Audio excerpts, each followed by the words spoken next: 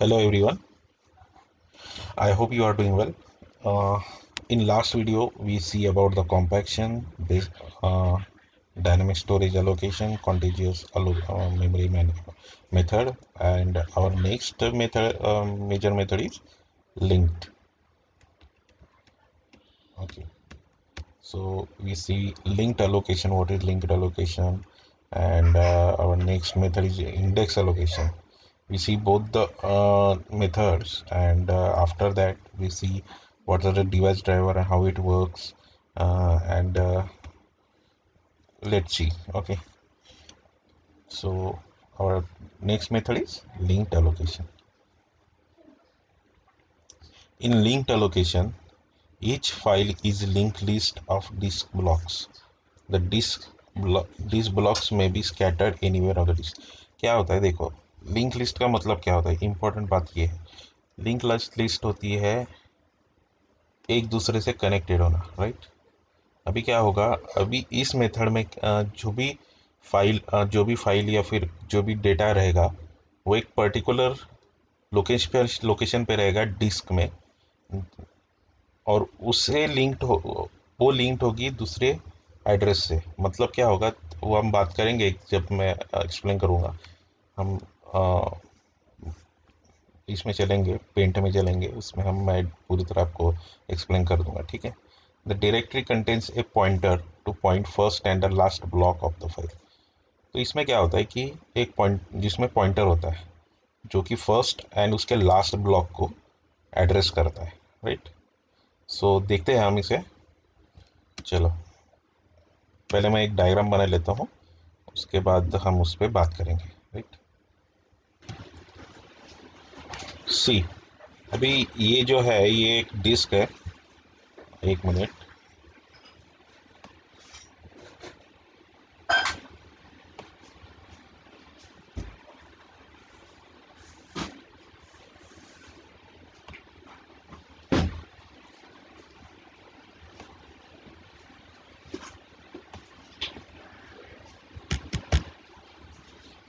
अब ये जो है एक डिस्क है जिसमें नंबर ऑफ ब्लॉक्स है, ठीक है। कितना है?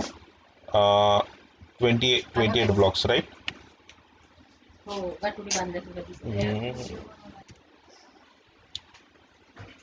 सो इसमें क्या होता है कि डिस्क में नंबर ऑफ ब्लॉक्स है दैट इज 28।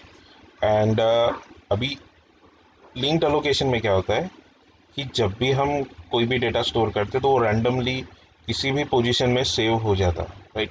बट उसको लिंक करने के लिए क्या होता है कि हम अगर कोई डेटा को अगर किसी पर्टिकुलर लोकेशन पे उसे स्टोर करते हैं, ठीक है।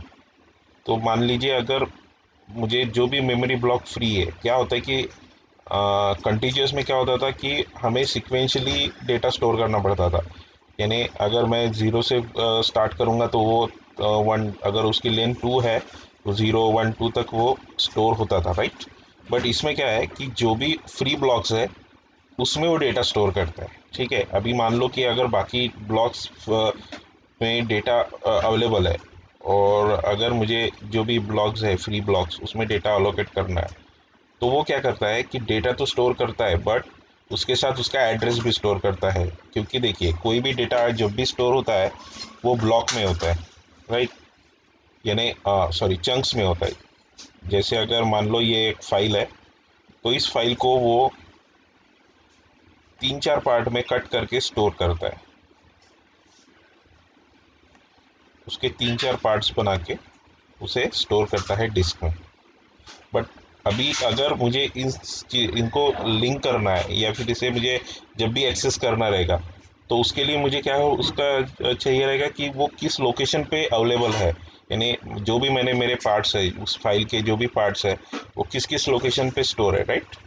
सो इसमें क्या होता है कि उसका एड्रेस भी स्टोर होता है। अगर देखिए मान लो अगर ये देखिए ये एक फाइल है, एक जीप नाम की फाइल है। उसका स्टार्ट पोजीशन अगर उसका एक ब्लॉक 9 पे स्टोर्ड है, 1 मिनट, देखिए 9 पे स्टोर्ड है, तो दूसरा किस पे रहेगा?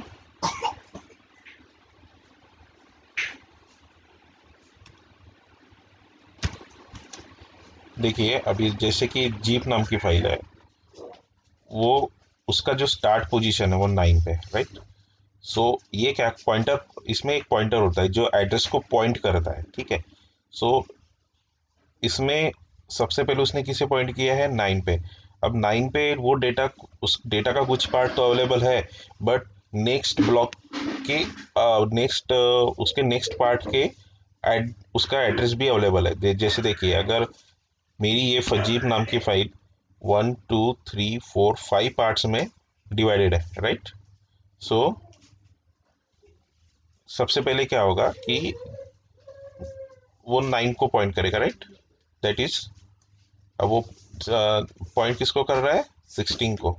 16 लोकेशन पे क्या अवेलेबल है, 1। सो नेक्स्ट पार्ट हमारा कहाँ पे रहेगा, मेमोरी ब्लॉक 1 में, राइट। मेमोरी ब्लॉक 1 में हमारा कौन सा एड्रेस स्टोर है, 10। 10 में कौन सा रहेगा, 10th ब्लॉक में कौन सा रहेगा, 25। और फाइनली 25 इज इक्वल टू -1। अभी ये जो -1 जो है, ये इनिशियलाइज करता है हमें नल डेटा, यानी ये जो हमारा 25 है ये लास्ट एंड हो गया, यानी यहाँ पे हमारे ब्लॉक्स कंप्लीट हो जाएंगे यहाँ पे, या फिर हमारी जो फाइल है, फाइल के जो पार्ट्स है वो कंप्लीटली कंप्लीट हो जाएंगे, राइट। सो इस तरह से डेटा जॉइंट रहता है। So that is nothing but link linked allocation, ठीक है। अब इसके कुछ ड्रॉबैक्स भी है, इसके ड्रॉबैक्स देख लेते हैं।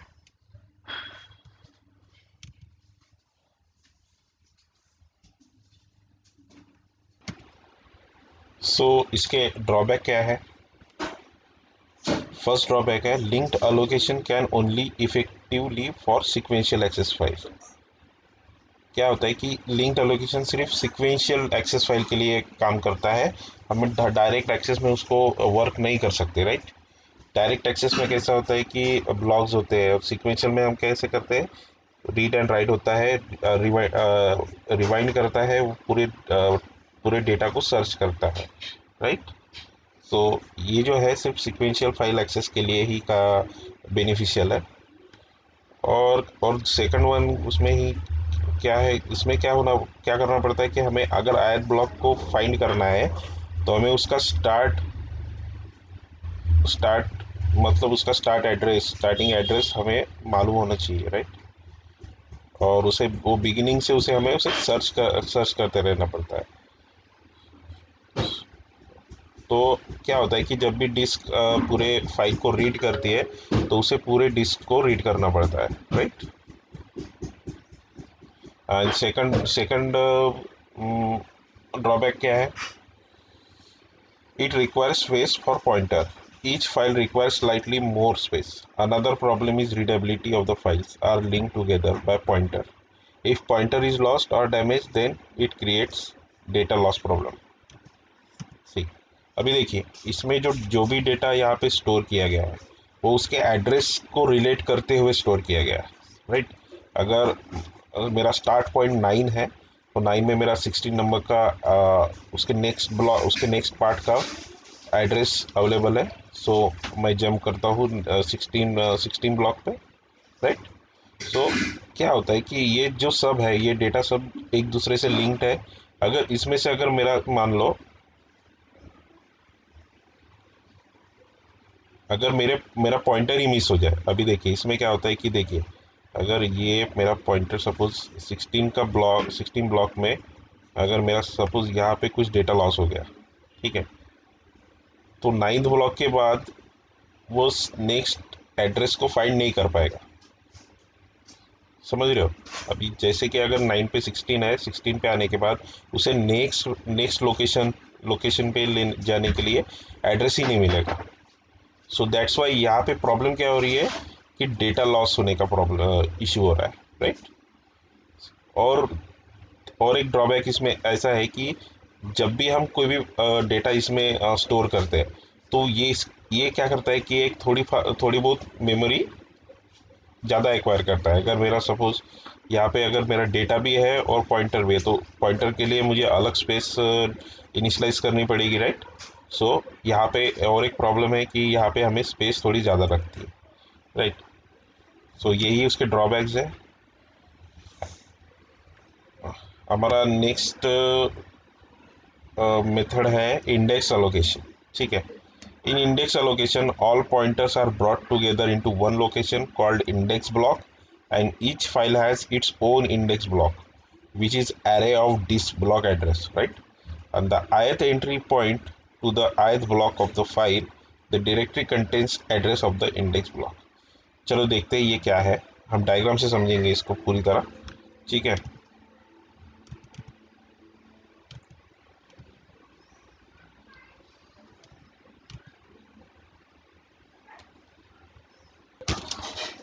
देखिए इंडेक्स ब्लॉक्स में क्या होता है कि देखिए अब ये जो है ये डिस्क है अपनी, राइट, और ये ब्लॉक्स है, राइट।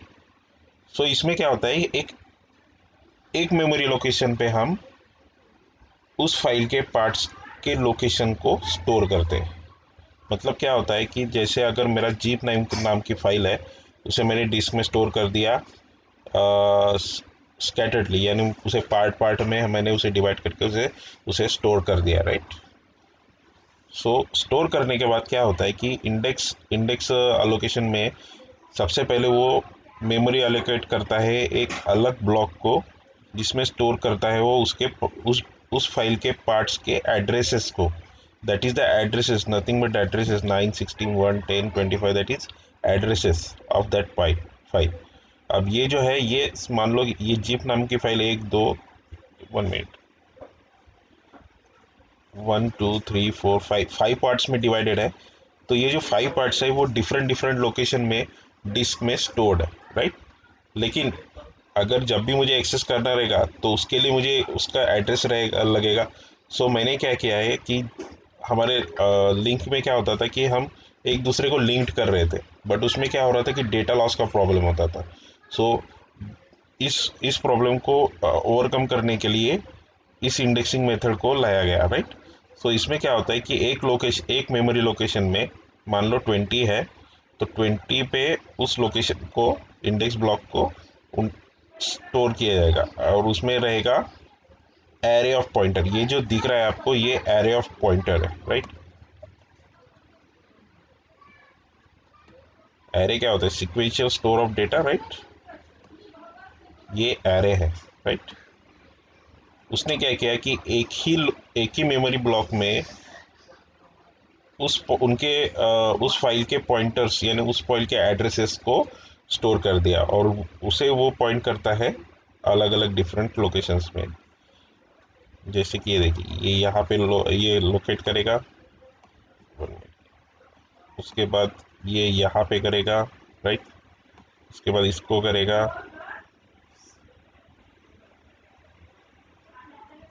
उसके बाद इसको करेगा, और 1 मिनट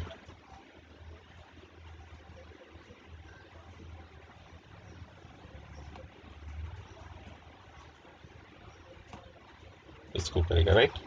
सो इसमें क्या हो रहा है कि हम एक ही लोकेशन पे पूरा एड्रेसेस को स्टोर कर रहे हैं और वहाँ से हम फाइल एक्सेस कर रहे हैं। तो इसमें हम क्या कर रहे हैं, हमारा टाइम बच रहा है और जो बाकी फाइल्स को हम एक्स्ट्रा मेमोरी अलोकेट होती थी इंडेक्स लोकेशन में वो नहीं हो रही, राइट। हमारे स्पेस बच रही है एंड देन हमारा जो डेटा लॉस का प्रॉब्लम था वो बच रहा है।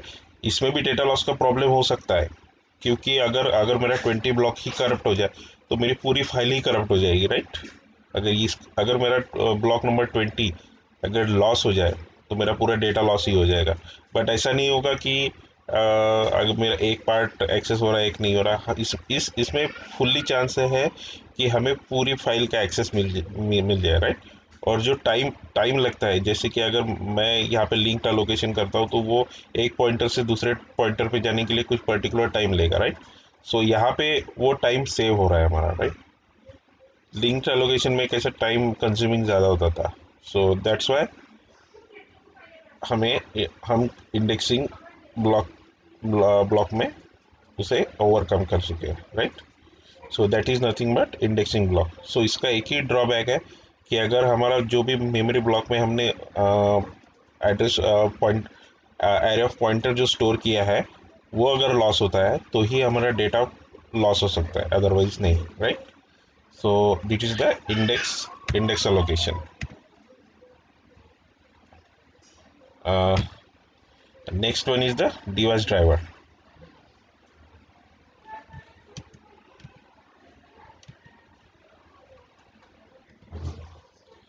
सो डिवाइस ड्राइवर में क्या होता है, सबसे पहले हम समझेंगे रूटीन और सब रूटीन क्या होता है.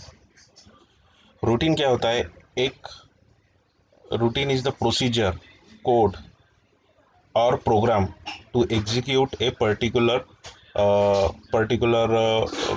particular task, to perform a particular task. Okay. So क्या होता है कि रूटीन्स जो होते हैं, जैसे कि देखिए अगर मुझे कोई वर्क करना है, कोई समझ लो एडिशन का कोई एक आधा प्रोग्राम करना है, राइट.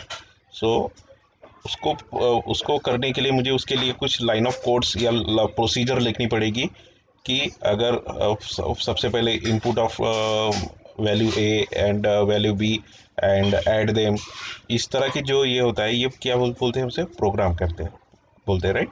सो हर चीज़ का एक प्रोग्राम रहता है. हर जो सॉफ्टवेयर रन होता है या फिर कोई सिंपली अगर ये जो पीपीटीज हम बनाते हैं, उसका भी एक प्रोग्राम रहता है जो उसको सपोर्ट करता है उस टास्क को कंप्लीट करने के लिए, right. So that is the nothing but routines. So routines and subroutines, right. So तो सबरूटीन्स क्या होते हैं, स्पेशल सबरूटीन वाज कैसा होता है कि अगर डिवाइस ड्राइवर, जैसे कि देखिए अभी the routines which perform input output are important, each input output device has its own characteristics and requires carefully program. अब देखिए हर जो भी डिवाइस रहेगा, जो भी हम डिवाइस कनेक्ट करते हैं सिस्टम से, राइट. सो उसमें हमें क्या करना पड़ता है, एक प्रोग्राम रन करना पड़ता है उस डिवाइस को चलाने के लिए, क्योंकि देखिए जो भी मशीन है वो इंस्ट्रक्शंस को फॉलो करती है ना, तो प्रोग्रामिंग भी क्या है, लिस्ट ऑफ इंस्ट्रक्शंस ही है ना. सो किसी भी डिवाइस को चलाने के लिए हमें उसे कमांड करना पड़ता है, तो वो क्या होता है, पर्टिकुलरली लिस्ट ऑफ कमांड होता है जो हम रिपीटेडली यूज़ करते हैं, right. So that is the nothing but routines, right.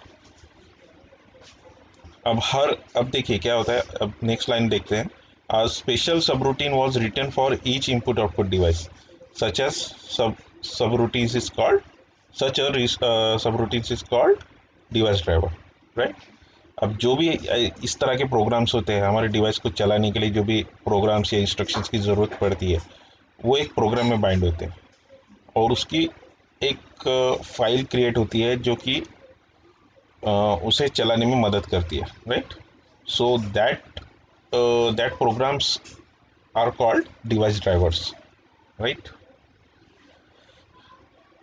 Device drivers know how to buffer, flag, registers, control bits. अभी देखिए क्या होता है, डिवाइस ड्राइवर्स जनरली करते क्या है, वो क्या करते हैं, सिस्टम के बफर्स को मेंटेन करते हैं. फ्लैग्स यानी अब बोल सकते हैं कि अगर देखिए कोई भी अगर प्रोग्राम, जैसे कि अगर मैंने प्रिंटर कनेक्ट किया है, राइट, तो उसका एक सब रूटीन रहेगा,